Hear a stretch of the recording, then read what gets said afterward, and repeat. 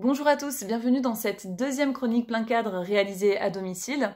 Et avant qu'on entre directement dans le vif du sujet, je souhaitais qu'on s'arrête sur une question. C'est une question qu'on retrouve dans la Bible. C'est Jésus qui l'a posée à Pierre. Pierre, est-ce que tu m'aimes? Et puis la réponse de Jésus-Christ, puisque tu m'aimes, Pierre, prends soin de mes brebis, nourris mes brebis. Vraiment, cette question, je l'aime beaucoup parce qu'elle renvoie au cœur de notre motivation. Et c'est vrai que c'est l'amour de Jésus-Christ qui nous remplit et qui nous pousse à le manifester par des actions de générosité. Et durant cette période de Covid, eh bien, vous avez été plusieurs à soutenir concrètement nos frères et sœurs qui sont persécutés en raison de leur foi, ce qui leur a permis de tenir durant cette épreuve. Et on voulait vous remercier. Et le meilleur moyen de vous dire merci, eh bien, c'est tout simplement de vous permettre d'écouter nos frères et sœurs en Inde vous remercier. Mais on souhaitait aussi par cette chronique rendre toute la gloire à Dieu parce qu'on sait que sans Dieu, eh bien, tout cela n'aurait pas été possible. À cause du coronavirus, nous sommes confrontés à de nombreuses difficultés. Le fait que les gens ne peuvent plus venir à l'église et donner la dîme a été dur pour moi et ma famille. Je vous remercie de nous avoir aidés et fourni des produits de première nécessité. À cause de la pandémie, c'était de plus en plus difficile pour nous de survivre. Nous ne pouvons pas travailler et nous avons des enfants en bas âge. Mais notre frère est venu nous apporter de l'aide, ce qui nous a encouragés. Je vous remercie de nous avoir fourni ce dont nous avions besoin. Je priais Dieu pour avoir de l'aide. Dieu, tu n'as pas laissé les Israélites seuls dans le désert.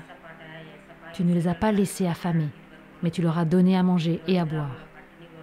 Tu leur as donné tout ce dont ils avaient besoin et il ne manquait de rien dans leur périple. Tu les as protégés du soleil pendant la journée et du froid pendant la nuit. Tu les as conduits en toute sécurité. De la même manière, Dieu est intervenu et a pourvu à nos besoins.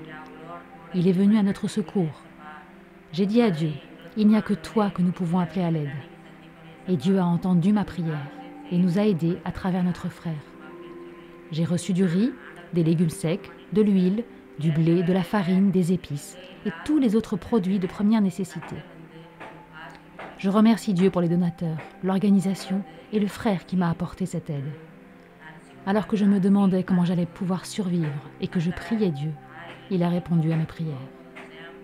Je suis vraiment reconnaissante pour votre aide. Que Dieu bénisse votre ministère. Et si votre ministère, qui est de servir les chrétiens persécutés, n'existait pas, qu'arriverait-il si tout votre travail et celui des autres cessaient? Qu'arriverait-il aux chrétiens persécutés?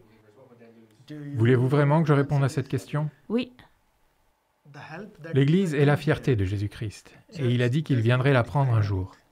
Jésus viendra pour prendre son Église. Cela signifie qu'elle ne dépend pas de l'aide que nous apportons ici. Le Christ s'occupera de toute façon de l'Église. Nous sommes juste un canal, nous répondons à l'appel de Dieu. L'Église n'existe pas à cause de nous ou de toute autre organisation qui travaille pour les chrétiens persécutés. L'Église existe à cause de Jésus-Christ et Jésus-Christ viendra la prendre, ce qui signifie que personne ne peut la détruire. Elle perdurera toujours telle qu'elle perdure aujourd'hui. Mais c'est vraiment une joie de servir les chrétiens persécutés, car être au service des chrétiens persécutés, c'est être au service de Dieu.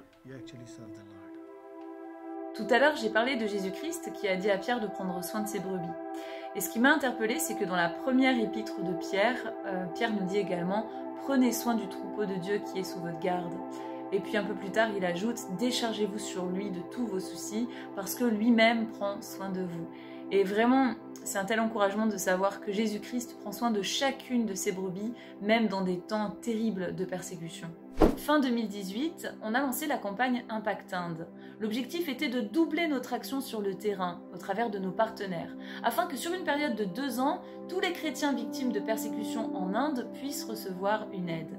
Et bien cet objectif a été atteint en 1 an seulement par la grâce de Dieu au travers de votre aide. Les partenaires ont décidé de tripler cette action. Ce choix est d'autant plus audacieux que d'ici le 31 décembre 2021, eh bien, les extrémistes hindous se sont fait la promesse de vouloir exterminer la présence des minorités religieuses. Voici désormais des sujets de prière afin de prier pour les chrétiens qui sont persécutés en Inde et les aider à tenir ferme dans l'épreuve.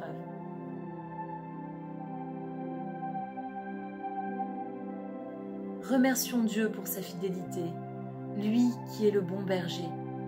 Remercions-le pour tous ses aliments, mais aussi pour la vie éternelle qu'il répand en abondance dans les cœurs. Remercions Dieu pour le désir des équipiers de Portes Ouvertes de vouloir tripler leur aide. Prions pour leur protection. Prions contre ce plan d'extermination des minorités religieuses en Inde. Prions pour tous les chrétiens qui subissent des agressions et qui perdent des membres de leur famille.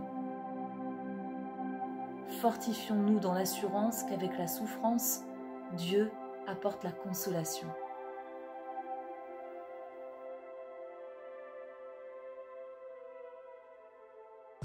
Si cette vidéo vous a interpellé, n'hésitez pas à la partager et à nous laisser un commentaire. Nous les lisons tous.